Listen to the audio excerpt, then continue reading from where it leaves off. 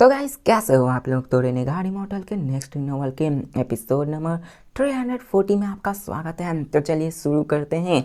तो जैसा कि अभी तक हमने पिछले एपिसोड में देखा कि कैसे वांग ली ने सबको शॉक कर दिया होता अपने 15 लेवल को पास करके, और इसी के साथ दिखाया जाता है, हमें बताया भी जाता है कि अभी तक काउंटलेस ईयर से 16 पैलेस की लाइट अभी तक नहीं जली होती है। मतलब किसी भी बंदे में इतनी पावर्स नहीं थी कि वो 16 पैलेस को पास कर सके, और अभी तक सिर्फ 15 पैलेस तक ही पास की गई होती है। यहाँ तक कि मिंगडाओ उसने भी 15 पैलेस तक ही पास कर पाया होता है, और जबकि वांग ली ने भी 15 पैलेस तक पास कर दिया। तो अभी के अनुसार दोनों साथ में जाएंगे 16 पैलेस को चैलेंज करने के लिए, जहाँ पे सभी लोग इंतजार करने लगते हैं कि यहाँ पे आखिर क्या होने वाला है, क्योंकि यहाँ पे एक बहुत ही पावरफुल बैटल होने वाली है इन सारे बंदों के बीच में। और दिखाया जाता है कि सभी लोग उसकी तरफ देखने लगते हैं, लेकिन यहाँ पे हमें वुफेंग को भी दिखाया जाता है जो कि एम्प्रेस होते हैं।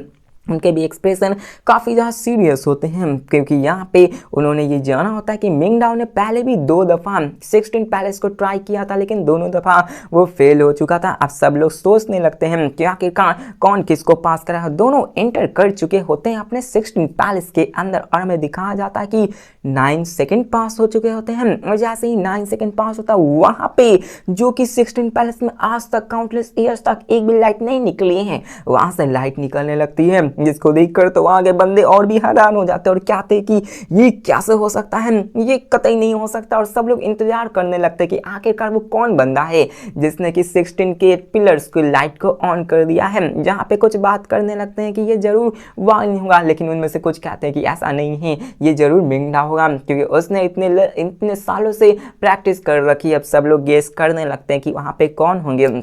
सबके एक्सप्रेशन बहुत ही सीरियस होते हैं, और दिखाया जाता है 16 पैलेस से बाहर निकलता है वो कोई और नहीं वांग ली होता है। वो वहीं पे खड़ा हो जाता है 17 पैलेस की तरफ, नहीं जाता है, पहले उस बंदे को करने दो, अगर नहीं किया तो वांग ली उसकी बदनामी तो करेगा ही। अब इस नज़ारे को देखकर जितने भी बंदे होते हैं वो सभी के सभी हैरान हो जाते हैं। किसी की आंखों पर विश्वास नहीं हो रहा था कि वांग ली 9 सेकेंड्स के अंदर ही 15 पैलेस को पास करके बाहर निकल चुका है।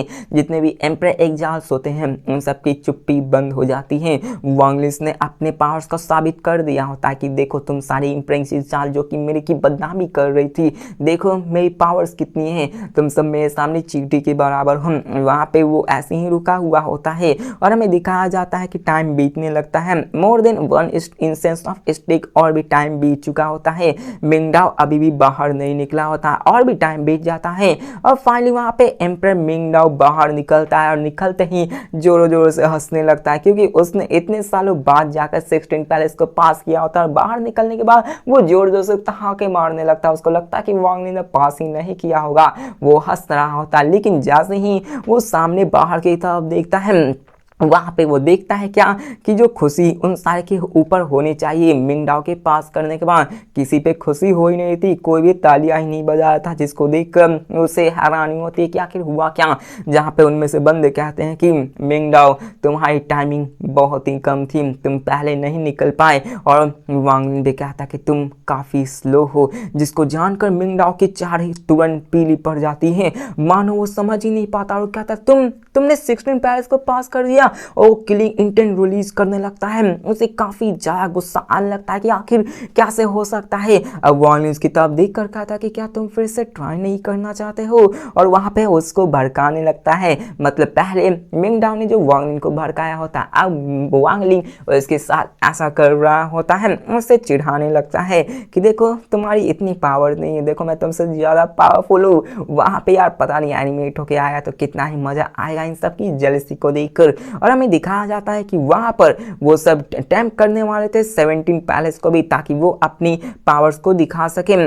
और अब फिर हमें दिखाया जाता है उन सारे बंदों को जो कि चले जाते हैं 17 पैलेस को भी ट्राई करने के लिए, लेकिन यहाँ पे वांग ली से काफ़ी ज़्यादा जलील पहले करता है, उसे काफ़ी बुरा भला कहने लगता है, जिसको देखकर सेलेस्टर एम्परर कहते हैं कि मिंगडाओ चलो मेरे साथ इंपीरियल प्लेस वहाँ पर जाके हम बात करेंगे। जिसके बाद हमें दिखाया जाता है उन सब बंदों को जो कि हंसने लगते हैं मिंगडाओ पे। यहाँ पे सेलेस्टर एम्परर्स भी वो भी काफ़ी शर्मनाक हो चुके होते हैं। जिसके बाद हमें दिखाया जाता है वांग ली को जो सेलेस्टियल एम्पर से क्या होता है कि लगता है मुझे सेलेस्टियल एम्पर को थोड़ी तकलीफ देनी पड़ेगी ताकि आप अपने प्यारे डिस्पल को यहाँ से ले जा सको। अब यहाँ पे हमें दिखाया जाता है सेलेस्टियल एम्पर को जो कहते हैं कि ठीक है मैं जा रहा हूँ, लेकिन हमें दिखाया जाता है वांग लिन को जो कि कहता है कि मिंगडाओ क्या तुम अभी ही जा रहे हो। अब जैसा कि वांग लिन के साथ पिछली दफा हुआ था वैसे ही अभी वांग लिन उसके साथ कह रहा होता है कि तुम अभी ही जा रहे हो, और वो कहता है कि क्या तुम आगे नहीं बढ़ना चाहते हो, क्या तुम यहाँ पे हार मान चुके हो, क्या तुम 17 प्लेस में नहीं जाना चाहते हो, क्या तुम्हारी इतनी हिम्मत नहीं है, क्या ही डिसअपॉइंटमेंट है, मुझे नहीं लगता ये कोई जीनियस होगा। अब यहाँ पे हमें दिखाया जाता है सेलेस्टियल एम्पर को जो कि काफी ज्यादा गुस्सा होने लगता है और कहते हैं कि वांग लिन तुम कहना क्या चाहते हो। अब सब लोग वहां पे ऐसे ही खड़े थे, सब लोग इस नजारे को देख रहे होते। वांग लिन हंसते हुए कहता है कि मैं तो उसी 17 प्लेस को ट्राई करना चाहता हूँ, एक बार वो फेल हो जाए तो वो वापस जा सकते हैं, मतलब उसी के शब्द को वो उसी को लौटा रहा होता है। ये देखकर हमें दिखाया जाता है एम्पर मिंगडाओ अपने गुस्से को शांत करता, मतलब वो गुस्सा होता है लेकिन सेलेस्टियल एम्पर उसके गुस्से को शांत करते हुए कहते हैं कि चलो हमें इंपीरियल पैलेस की तरफ जाना है। लेकिन हमें वांग लिन को दिखाया जाता है जो कि अभी उसे इतनी आसानी से जाने देने वाला तो नहीं है। वो वहाँ पर अपने 99 इमेजेस को फ्लैश को अपीयर करके उस पर अटैक करता है और हमें दिखाया जाता है कि वहां पर वो उसको रोक लेता है, मतलब सेलेस्टियल एम्प्रस रोक लेता है। उसे काफी ज्यादा गुस्सा आने लगता है कि वांग ने उस पर अटैक कैसे किया, लेकिन यहाँ पे अटैक तो उसको लगी ही नहीं होती है, मतलब यहाँ पे सेम टू सेम वांग ने सेम टू सेम वही किया होता है, जिसके कारण मिंगडा भी काफी ज्यादा गुस्सा होने लगता है और कहता है वांग मैं तुम्हें देख लूंगा, याद रखना मेरी तुमसे कट्टर दुश्मनी। अब ऐसा इसने नहीं कहा था, बस यहाँ पे वांग ने कहा होता है। और अब फिर हमें सेलेस्टियल एम्पर को दिखाया जाता है जो कि वांग पर तो अटैक नहीं कर सकता। वो वांग लिन से गुस्सा होते हुए कहता है वांग लिन तुम साथ भूल रहे हो, तुमने अपनी लिमिट को पार कर रखा है, तुम्हारी इतनी हिम्मत कैसे हुई रूल को तोड़ने की, मुझे ब्लेम मत करना। तो ये सुनकर वांग स्माइल करते हुए कहता है कि क्या यहाँ पे कोई इंजर्ड हुआ है, क्या मेरी पावर से किसी को इंजर्ड हुआ है, जबकि यहाँ पे कोई भी इंजर्ड नहीं हुआ है, तो मैंने रूल को थोड़ी ना तोड़ा है। वांग सेम टू सेम उनके साथ वैसा ही बर्ताव कर रहा है। सेलेस्टियल एम्पर कहने जा रहे थे लेकिन वो भी बोल नहीं पाते, वो भी चुप्पी साध लेते हैं। जिसके बाद दिखाया जाता है वांग को जो कहता है छोड़ो जाने दो, तुम जैसे कल्टिवेटर्स मेरे सामने कोई भी क्वालिफाई नहीं करते हो, क्या ही डिसअपॉइंटमेंट है।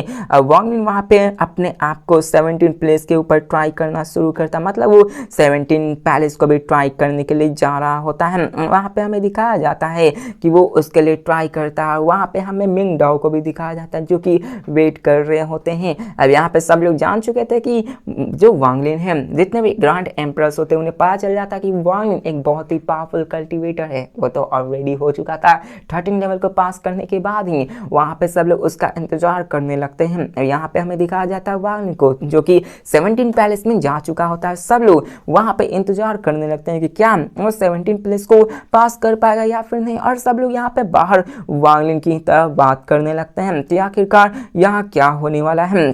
और अब फिर ऐसे ही फिर से वो कहते हैं कि शायद वो 17 पैलेस को बात पास नहीं कर पाए, मतलब कि बंदे को देख रहे हो, बंदे ने उन सबको इतना बार हैरान कर दिया, लेकिन वो फिर से कह रहे हो 17 पैलेस को पास नहीं कर पाएगा। टाइम बीतने लगता है, 1 सेकंड, 4 सेकंड, 5 सेकंड, 6 सेकंड और हाफ इंस्टेंस ऑफ टाइम बीत चुका होता है। अभी भी सब चीज़ इंतजार कर रहे होते हैं और भी टाइम बीतने लगता है। जहाँ पे वो बात करने लगता है मुझे नहीं लगता कि यहाँ पे वो इससे ज़्यादा पास कर पाएगा, हर एक चीज़ की अपनी लिमिट होती है। और भी टाइम पास होने लगती है और आधा घंटा बीत जाता है जो कि काफी लंबा टाइम होता है, जिसको जानकर वो कहते हैं कि शायद वो इस बार सक्सीड नहीं हो पाएगा, वो फेल करे या फिर पास करे।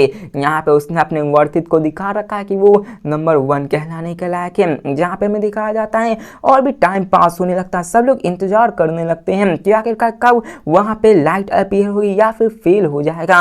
और वहाँ पे सब लोग इंतजार करने ही लगते हैं, सब लोग बात करने लगते हैं। डॉयू भी हेसिटेट करने लगता है कि आखिर क्या होगा, क्योंकि वांग लिन जो कि पहले यहाँ पे जो भी जितने भी ग्रैंड एम्प्रेस आए थे वो नॉर्मल बंदे थे, मतलब यहाँ पे ग्रैंड एम्प्रेस में भी अलग अलग लेवल्स होते। चलो मैं थोड़ा सा इसको बताया था आगे जरूरी है, तो ग्रैंड एम्प्रेस में भी अलग अलग लेवल्स होते हैं। जैसे कि अभी वाइट टर्बुलेंस के अंदर हैं, कुछ बहुत ही स्ट्रांग होते हैं, कुछ वीक्स होते हैं। अब जिस हिसाब से वांग ने अपने पावर को शोकेस किया था उस हिसाब से कोई भी नॉर्मल मतलब ऐसे ही नॉर्मल ग्रैंड एम्पर के अंदर तो वांग आने वाला नहीं है। और अभी से कई सारे ग्रैंड एम्प्रेस हार मान चुके होते, क्योंकि उन्हें पता होता है कि जिस हिसाब की कॉम्बैट पावर वांग ली ने दिखाई है उस हिसाब से पावरफुल ग्रैंड एम्प्रेस आके उसको रिक्रूट करने आएंगे, और जब वो आएंगे तो उनका कोई चांस ही नहीं कि वो वांग ली को अपने अंदर रिक्रूट कर सके। और टाइम बीतने लगता है जहाँ पे ऐसे ही सब इंतजार करने लगते हैं कि क्या वो वहाँ पे पास कर पाएंगे या फिर नहीं। और मैं सेलेस्टियल एम्पायर को दिखाया जाता है जिसे खुद पे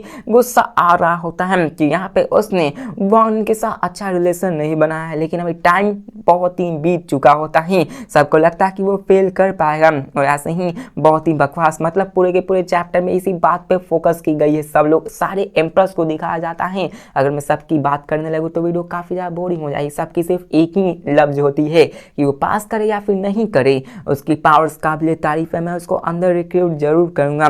काफ़ी लंबा टाइम होने लगता है और तभी वहाँ पे फिर से लाइट आ जाती, मतलब वांग ली ने 17 लेवल को ही पास कर दिया, जिसको देखकर यार बंदे तो पूरी तरह से हैरान हो जाते हैं। किसी को समझ नहीं आ रहा होता है कि आखिरकार ये वांग ली किस चीज़ का बंदा है, ये किस मिट्टी का बना हुआ जो कि इसने लगातार 17 पैलेस तक को पास कर दिया है। यहाँ पे दिखाया जाता है वांग ली 18 लेवल को ट्राई नहीं करता, क्योंकि यार वांग ली भी जानता है कि यार अभी वो पूरे पीक लेवल के वॉइड ट्रिब्यूनल स्टेज पे नहीं आया जिस हिसाब से वो इस स्टेज को भी पास कर पाए, इसलिए वो अपनी इस 18-17 को ही लिमिट मारता है। और वहाँ पे हाई जी भी काफ़ी ज़्यादा खुश होती है कि उसने इसको पास कर दिया है। अब क्या पता एम्परर हाई जी को वांग ली से प्यार व्यार हो गया हुआ, क्योंकि वो तो है ही काफ़ी ज़्यादा खूबसूरत, और क्या पता वांग ली को भी हो जाए, लेकिन यार वो अपनी बंदी के लिए लॉयल रहेगा हमेशा के लिए। फिर हमें दिखाया जाता है कि वहाँ पे जैसे ही वो पास होता है चारों तरफ आवाज़ें आने लगती है नंबर 1 ग्रैंड एम्पायर वांग ली, और पूरा का पूरा रैंकिंग ही चेंज हो चुका था। वांग ली जो कि अभी कहीं किसी को पता नहीं था कि वांग ली ये बंदा है कौन, सारे बंदे नाम जानने लगे थे। वो नंबर 1 ग्रैंड एम्पायर के अंदर आने लगा होता है, वहाँ पे सभी की उसकी बातें ही चलने लगती। वांग ली की जितने भी चर्चे होती है वो चारों तरफ फैल चुकी होती है।